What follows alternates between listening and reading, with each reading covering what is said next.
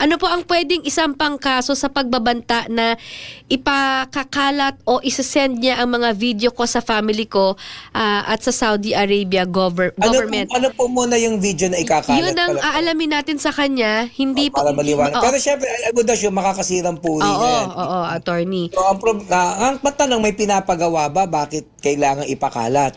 Ay, wala siyang sinabi pa, attorney. Oo, kasi kunyari may pinapagawa sa'yo, kasi unlawful act yung magpo-post ka ng video na walang pahintulot.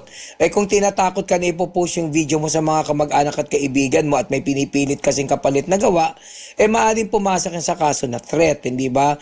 Although I think it would not be grave threat, baka pumasok sa light threat, maliit na kaso lang naman yon, hindi ba? Pero, the moment na pinost niya at pinakalat niya yung video mo, at yun po ay defamatory, mapanirang puri.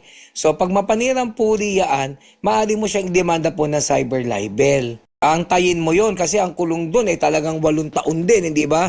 So kapag ginawa niya yan, it's very, very damaging for you, cyber libel yan. Ang tanong, paano attorney kung yung pinost naman kahit mapanirang puri, totoo? Patay. So tandaan nyo po, truth is not a defense in libel. So, yung kung yung ipopost niyang video, kahit totoo yun, pero ang intensyon niya talaga sirain ka, liable pa rin siya sa batas.